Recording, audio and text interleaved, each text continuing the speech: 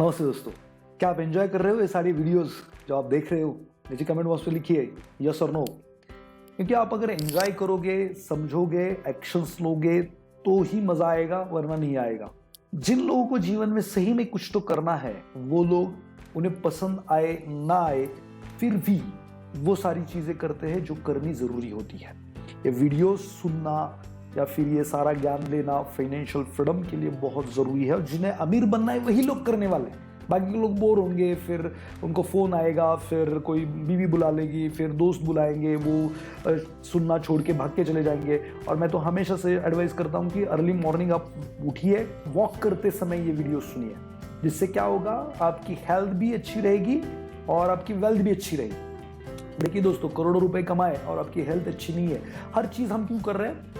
मैं हमेशा ये सवाल पूछता हूँ कि हर चीज़ हम क्यों करते हैं? हम खेलने जाते हैं, ट्रिप में जाते हैं, सिनेमा जाते हैं, तो क्या पर्पज होता है इन एक्शन के पीछे?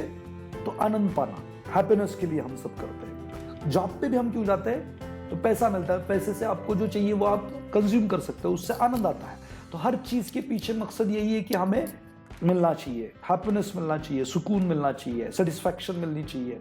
अगर आपको करोड़ों रुपए दिए जाए और आपके शरीर में कोई पेन है, तो क्या आप आनंद में रह सकते हो? क्या आप वो एंजॉयमेंट कर सकते हो? उतनी खुशी आपको हो सकती है, वो सुकून आपको मिल सकता है? जिसके पास हेल्थ नहीं है वो कहेगा अमीर, कितने भी पैसे उसके पास क्यों ना हो। तो दोस्तों, बहुत ही इंपॉर्टेंट है कि आप सुबह वॉक के साथ इसे सुनिए। सुबह में 20, 25, 30 मिनट वॉक करते वक्त हर दिन 2-2 वीडियो, 3-3 वीडियो या एक वीडियो भी सुनते जाएंगे। कंपल्सरी ये रूटीन बनाओगे तो हो सकता है पिछले आने वाले 6 महीने में या साल भर में पूरे वीडियो आप सुन के, समझ के एक्शन लो। और सुबह सुना हुआ दिन भर इंप्लीमेंट करो, उस पर सोचो और फिर काम करो। देखिए, कमाई आप जितनी भी कमाते हो, 100 रुपीज़ कमाते हो, तो मेरे हिसाब से मैंने पिछले वीडियो में बताया था कि 82% to 70% में आपके खर्चे होने चाहिए। मतलब खर्चे कम और अर्निंग ज़्यादा होनी चाहिए। तो बचे हुए पैसे आपको सेविंग के लिए मिलेंगे।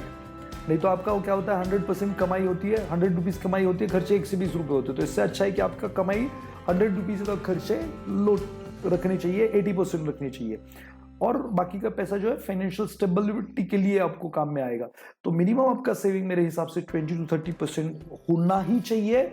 और उससे आगे बढ़ हो तो बहुत ही बढ़िया है, 40 to 50% सेविंग कर लीजिए इनिशियल स्टेज में। और बाद में फिर कोई जरूरत नहीं है आपको सेविंग करने की, आपकी सैलरी पूरी खर्च कर दो, क्योंकि आपके अर्निंग का सोर्स बड़ा हो जाएगा। आपका सेकंड सोर्स ऑफ इनकम, मतलब जो आपके पैसा है वो काम पे लग जाएगा और आपको वो काफी पैसे कमा के देगा। प्लान योर एक्सपेंसेस, आपके खर्चे पहले प्लान कर लीजिए कि इतने में ही हमें इतना कुछ, मतलब ये पैसे इतने यहाँ पे जाएंगे, इतने यहाँ पे जाएंगे, इस तरीके से प्लान कर लीजिए खर्चे। या तो क्या होता है, हम बाहर जाते हैं घूमने बीवी बच्चों के साथ, तो बजट बना के जाना चाहिए कि हम कहाँ पे रुकेंगे, क्या खाएंगे, कितना खर्च करेंगे और इतने में ही वापस आएंगे। तो बजट बनाओ, 1000 रुपए में ही वापस आना है। नहीं तो वहां पे गए तो फिर ये भी अच्छा लगता है, फिर वो भी अच्छा लगता है, फिर वो भी अच्छा लगता है और फिर खर्चे ज्यादा बढ़ जाते हैं। तो प्लान नहीं होता खर्चा। घर से निकलते ही वक्त आपको प्लान करना चाहिए खर्चा। तो महीने का भी खर्चा आपको प्लान करना चाहिए।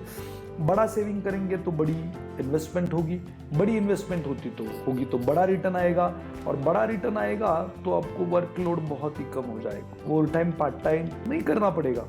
No saving no financial planning. Saving नहीं करोगे तो फाइनेंशियल प्लानिंग भी नहीं कर पाओगे। पैसा ही नहीं तो फाइनेंशियल प्लानिंग का काम क्या है? तो आपका जो मतलब अर्निंग है और उसका एक्सपेंडिचर है, ठीक है। अर्निंग में से एक्सपेंडिचर माइनस करके नीचे जो बचता है उसे नेटवर्थ कहा जाता है।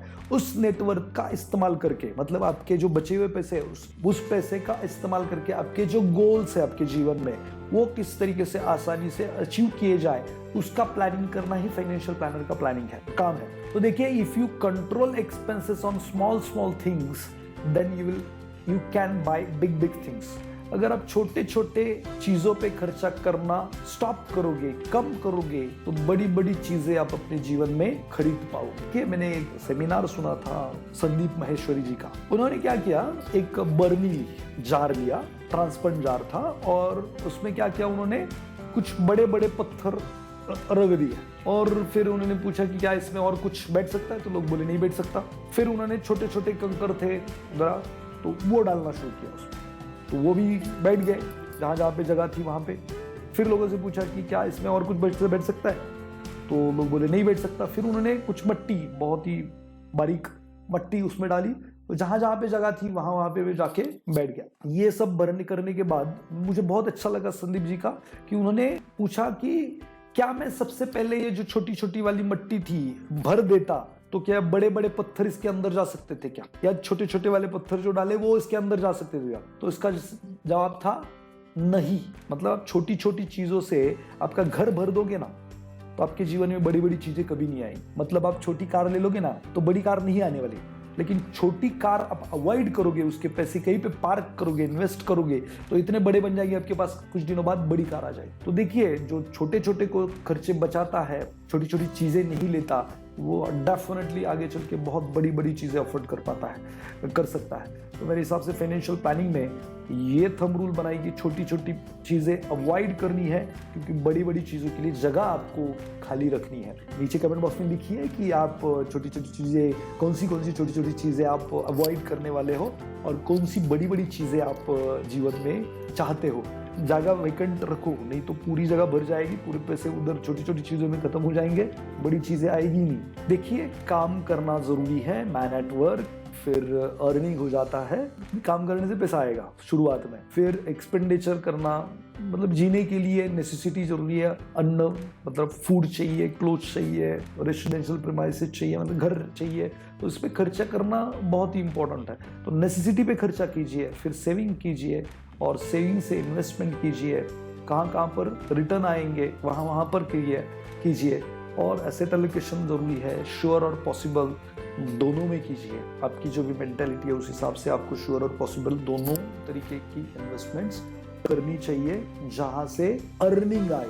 ये श्योर और पॉसिबल क्या है? अर्निंग, और ये जोड़ी जाएगी इसमें। एक दिन यहां से आपको आएंगे 25,000 और ये श्योर और पॉसिबल से आएंगे, तो आपको वर्कलोड, काम का कोई टेंशन लेने की जरूरत नहीं होगी। आपको जो भी बातें समझ में आ रही है वो अपने जीवन में इम्प्लीमेंट कीजिए और मुझे नीचे कमेंट बॉक्स में बताइए कि आप महीने का जो कमाते हो उसमें से कितना % बचाने वाले हो।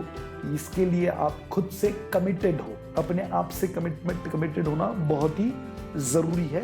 नीचे कमेंट बॉक्स में लिखिए कितना % आप बचाओगे और उन्हें श्योर और पॉसिबल रिटर्न मतलब अर्निंग करने के लिए भेज दोगे। तो मिलते हैं नेक्स्ट वीडियो में। Thank you very much.